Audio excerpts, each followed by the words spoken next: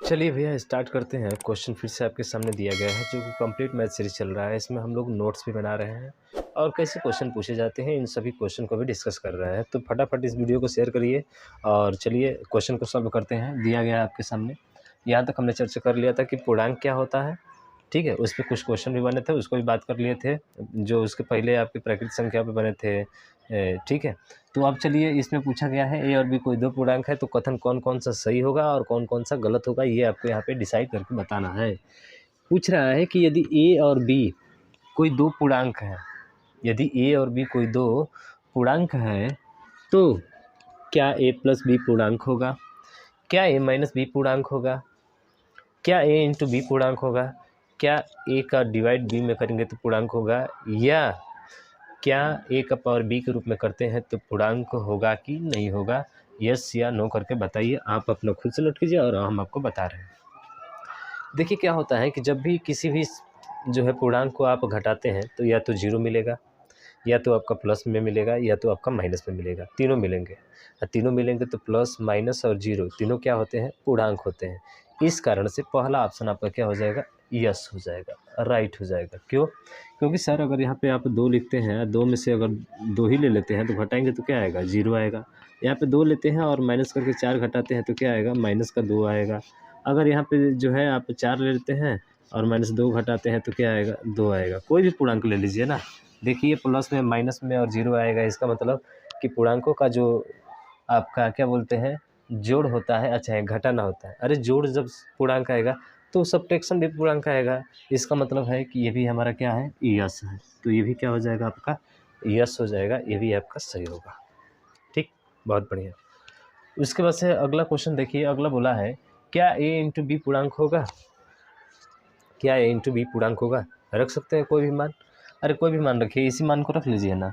तो अगर मान के चलिए दो में अगर जीरो ले लेते हैं दूसरा, तो जीरो का मतलब दो गुणे जीरो बराबर क्या होगा, जीरो।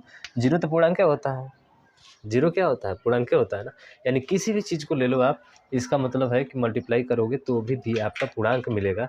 अगर कोई मिलता है तो आप कमेंट करके हमें बताइएगा कि सर ये पूर्णांक होगा कि नहीं होगा। समझ रहे हैं ना। लेकिन इस क्वेश्चन को पढ़ लीजिएगा। ए और बी कोई दो पूर्णांक है तो उसका गुणा हो, उसका जोड़ हो, चाहे उसका क्या हो, मल्टीप्लाई हो, या प्लस करके हो, माइनस करके हो, सभी आपके सही होते हैं। यानी कि पूर्णांक ही मिलता है, इसलिए ये भी क्या होगा हमारा, यस हो जाएगा। अब बारी आ गई आपके चौथे ऑप्शन की। चौथे ऑप्शन में देखेंगे कि क्या ए बटा बी यानी ए को बी से भाग करने पर पूर्णांक प्राप्त होता है। बताइए, ए को बी से भाग करने पर पूर्णांक प्राप्त होता है कि नहीं होता। आप कहेंगे सर ए को अगर बी से भाग करते हैं, अगर मान के चलिए ए बराबर 2 लेते हैं, बी बराबर 3 लेते हैं, तो देखिए यहीं से जब भाग करेंगे तो ये 0 दशमलव में कुछ आएगा, पॉइंट में आएगा। क्या पॉइंट में कभी पूर्णांक होता है क्या? आप कहेंगे कि नहीं होता। अरे पॉइंट में नहीं होता है तो इस कंडीशन से ये क्या हो गया, ख़त्म हो गया ना भाई। हमने बोला था कि अगर एक चीज़ आपको मिलती है और उसमें कहीं भी एक कहीं से गलती उसका अगर निकल गया तो भाई साहब वो यस में नहीं आएगा, वो आपका नो में चला जाएगा। इसलिए आपका ये नो हो जाएगा। अब बोला है कि क्या ए का पावर बी जो है पूर्णांक होगा। बताइए होगा कि नहीं होगा। सर ए का मान अगर 1 लेते हैं, बी का मान 2 लेते हैं तो ए हो जाएगा। अगर ए का मान 2, बी का मान 3 ले लीजिए तो आप कहेंगे सर ये हो जाएगा ए का पावर 2/3। यानी ए का मतलब कितना है, तो ए का मतलब है आपका 2, तो 2 का पावर ये 3 हो जाएगा। बिल्कुल ये भी पूर्णांक आएगा ही। सर ए बराबर 0 ले लेते हैं, बी बराबर 2 ले लेते हैं, ए बराबर 0 ले लेते हैं, बी बराबर 2 ले लेते हैं, तो ए का पावर बी है। यानी कि 0 का पावर क्या है, 2 है, तो भी 0 ही आएगा, पूर्णांक होगा ही होगा। और चीज़ें बताते हैं आपको, एक चीज़ और है। अगर ए का मान 0 और बी का मान क्या कर ले, 0 कर ले, ए का भी मान 0, बी का भी मान 0, तो बताइए क्या होगा। आप कहेंगे सर 0 का पावर 0 हो जाएगा।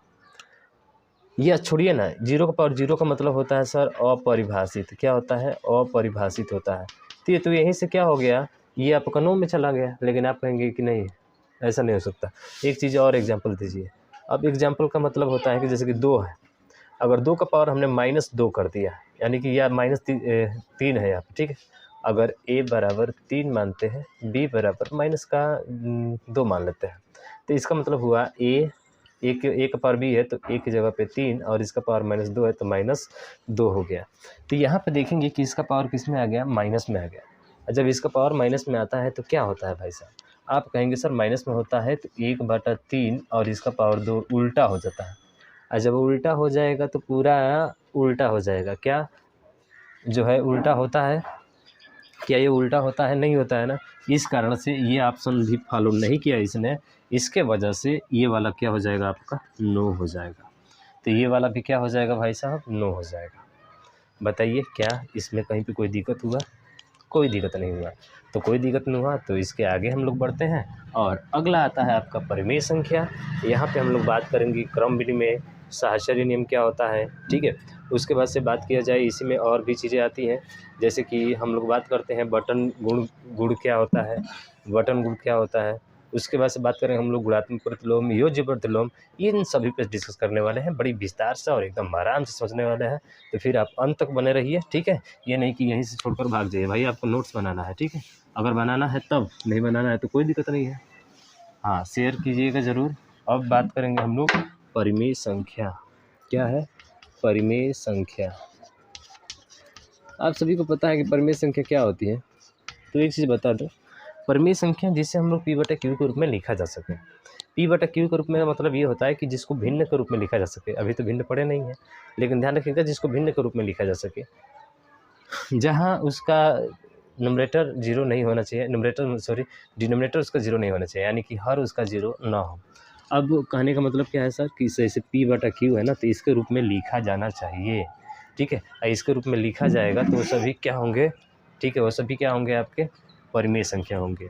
बस एक कंडीशन होना चाहिए कि q बराबर 0 हमारा नहीं होना चाहिए, तो हमारी सभी जो होंगी वो सब परिमेय संख्या होंगी। क्या होंगी, परिमेय संख्या होंगी। तो इसकी परिभाषा क्या होगी, चलिए रेशनल नंबर की परिभाषा लिख लीजिए, ठीक है। परिभाषा लिखिए, वे संख्याएं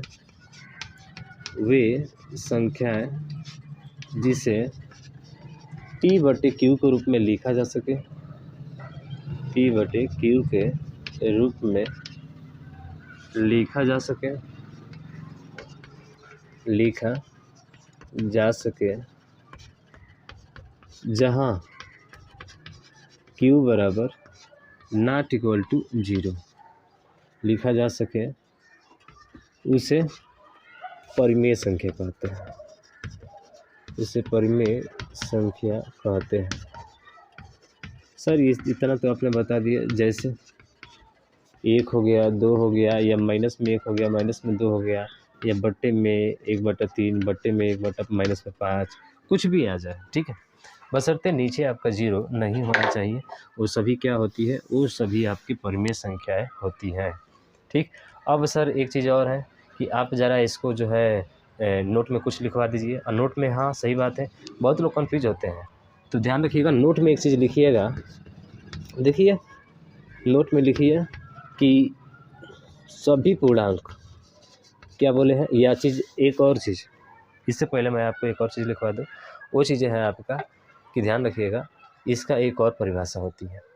कौन सी परिभाषा है, तो वे संख्याएं जिनका दशमलव प्रसार क्या होता है, शांत होता है। अब शांत मतलब क्या होता है, शांत मतलब होता है कि दशमलव की कुछ स्थान तक जाते जाते वो संख्या क्या हो जाए, कट जाए, ठीक है। दशमलव के कुछ स्थान तक जाते जाते वो संख्या क्या हो जानी चाहिए, कट जानी चाहिए। वैसी संख्याओं को परिमेय संख्या भी कहते हैं हम लोग, तो उसको भी आप नोट करके लिख लीजिएगा। इसकी दूसरी परिभाषा क्या होगी, इसकी दूसरी परिभाषा हो जाएगी। तो दूसरी परिभाषा भी आपको लिखना बहुत क्या है, ज़रूरी है भाई साहब, ठीक है। तो दूसरी परिभाषा लिखिए, या करके वे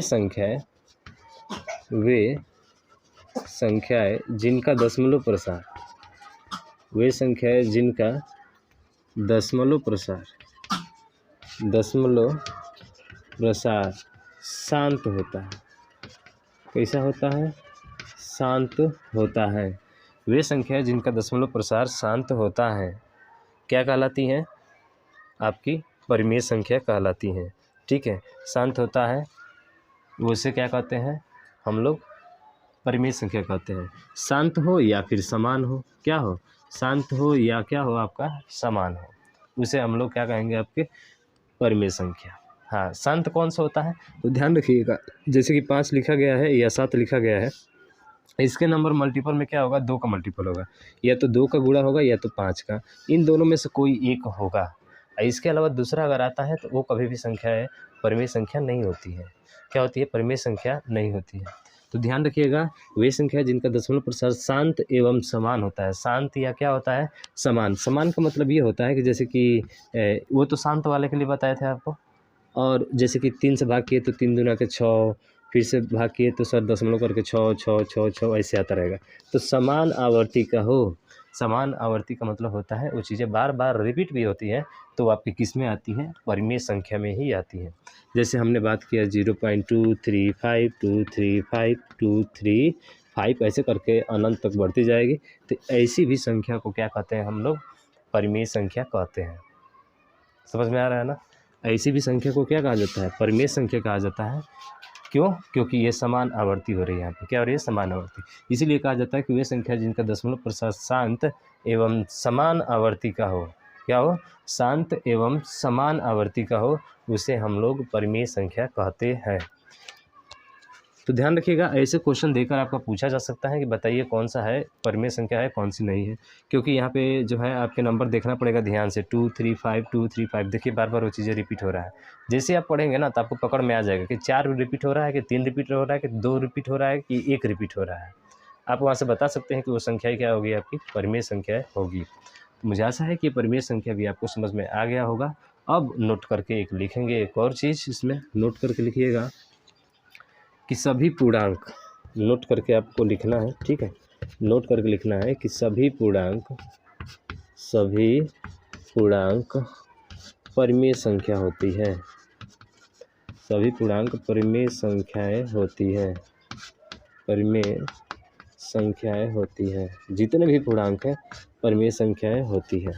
तो यहाँ से एक चीज़ निकल गया कि हमारे एग्जाम में पूछा गया क्वेश्चन है, क्या 0 परिमेय संख्या 0 है।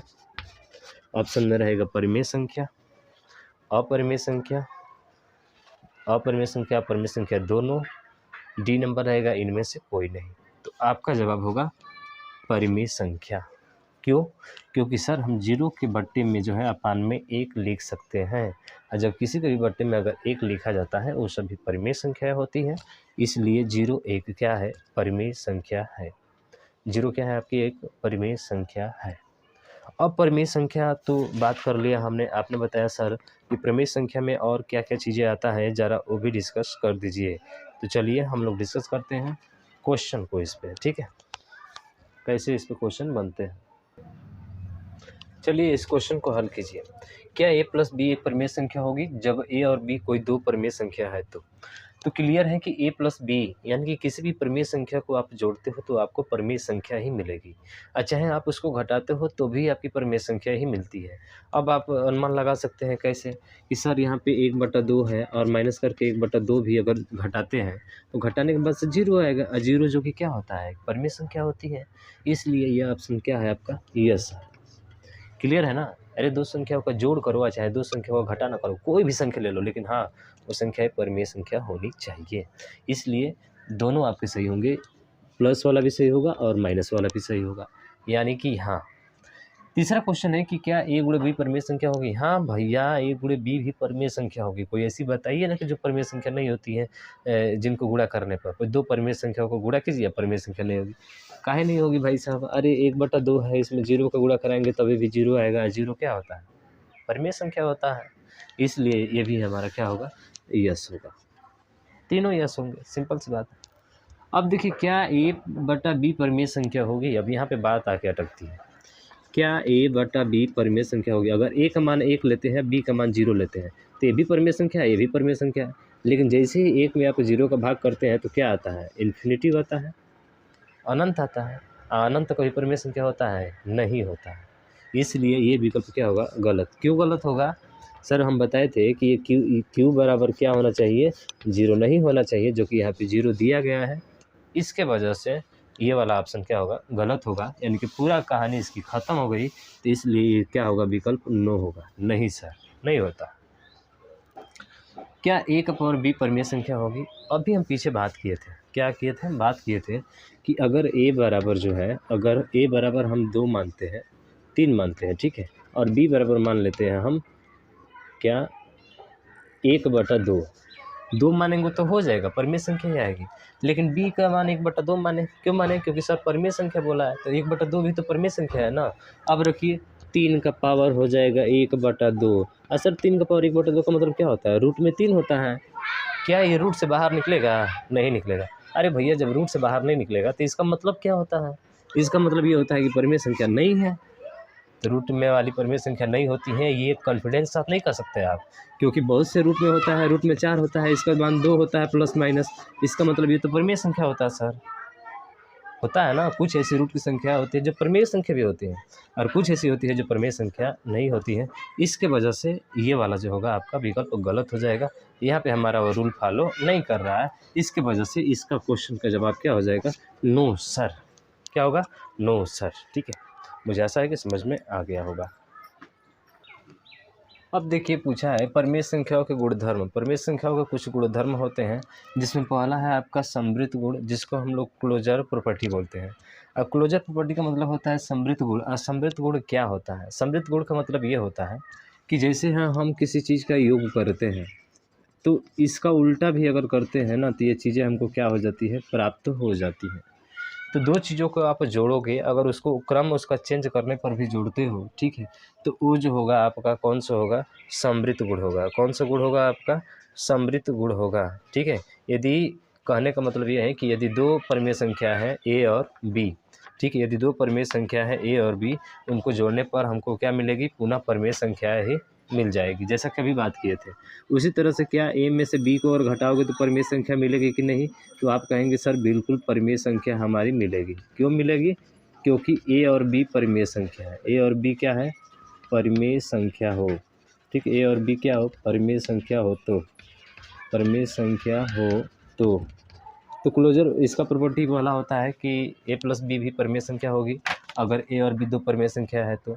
उसके बाद से ए माइनस बी, यानी कि 2 परिमेय संख्या ए और बी है, तो उसको घटाएंगे तो उसका भी क्या होगा? परिमेय संख्या होगी। तीसरा नियम ये होता है कि अगर ए में से बी को घटाते हो तो ये भी ए में अगर बी का गुणा करते हो तो ये भी जो होता है किसके अंतर्गत आता है? परिमेय संख्याओं के अंतर्गत आता है। इसलिए ये समवारक नियम होता है। क्या होता है? कभी कभी ध्यान रखना, समृद्ध गुण को ही समवारक गुण भी बोलता है। तो पूछता है कि जो है क्या 2 परिमेय संख्याओं को जोड़ने पर वो संख्या समृद्ध होगी या समवारक होगी?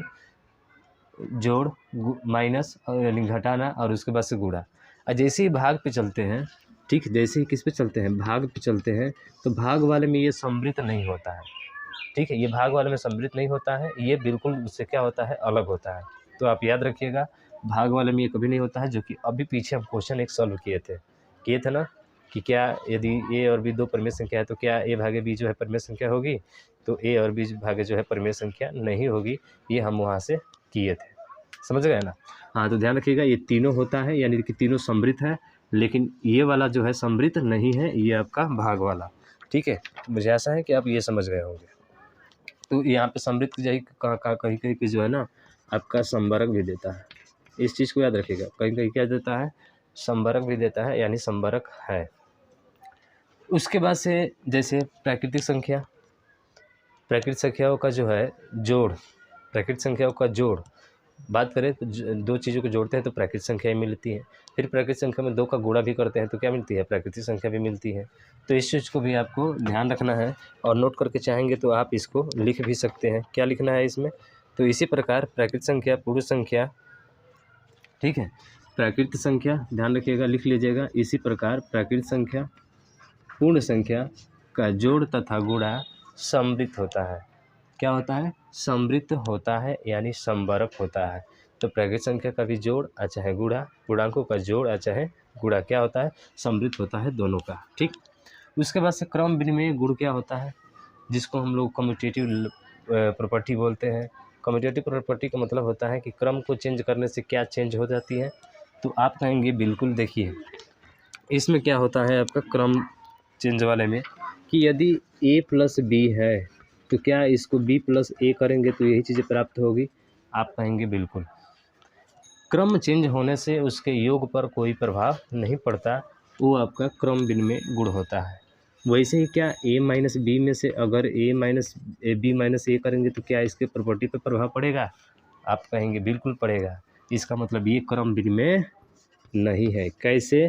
तो देखिए 2 में से 3 घटाए या 3 में से 2 घटाए, क्या दोनों एक ही होता है क्या? नहीं। अगर 2 में से 3 घटाओगे तो माइनस 1 आएगा, 3 में से 2 घटाओगे तो प्लस का 1 आएगा। इसलिए क्रम भिन्न में नहीं है, तो इसको काट देंगे यहाँ से। ये इसकी कहानी ख़त्म है यहाँ से। ठीक है। उसी तरह से बताइए सहचर्य गुण क्या होता है।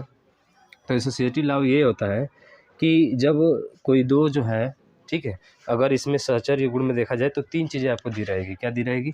3 चीज़ें दी रहेगी।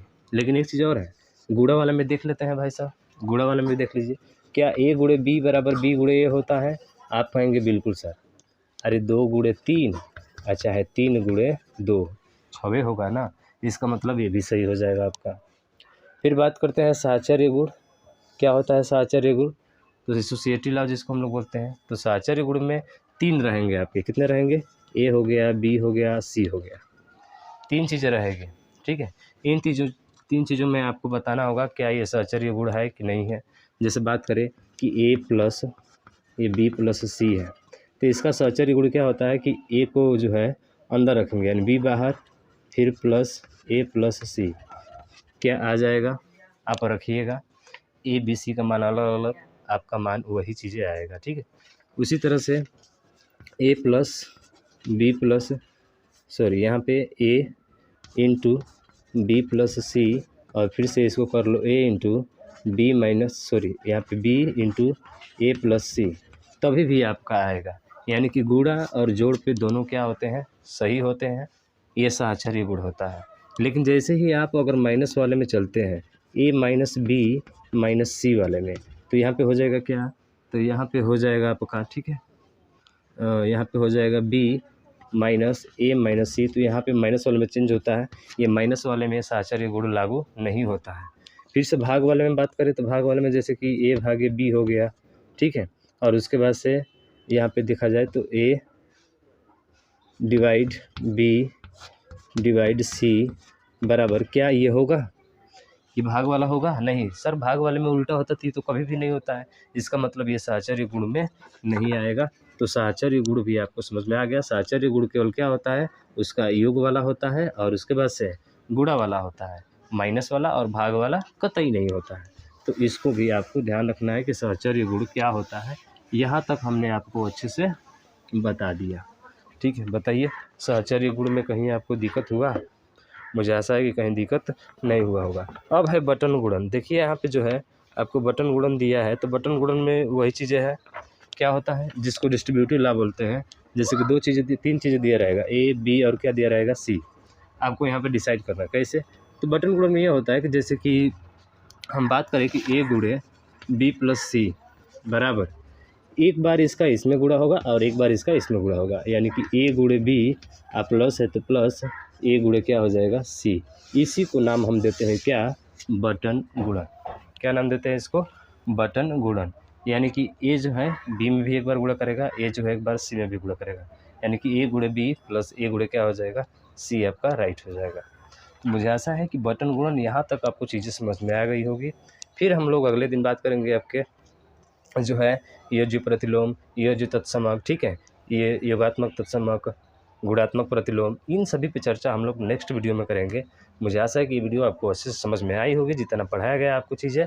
ठीक है, और इस वीडियो को ज़्यादा से ज़्यादा शेयर कीजिएगा। हाँ, अभी तक चैनल को सब्सक्राइब नहीं किया तो सब्सक्राइब करिएगा, क्योंकि कंप्लीट सीरीज चलने वाली है आपकी मैथ की, चाहे अरिथमेटिक हो चाहे आपका एडवांस हो। आज के लिए बस इतना ही। जय हिंद, जय भारत।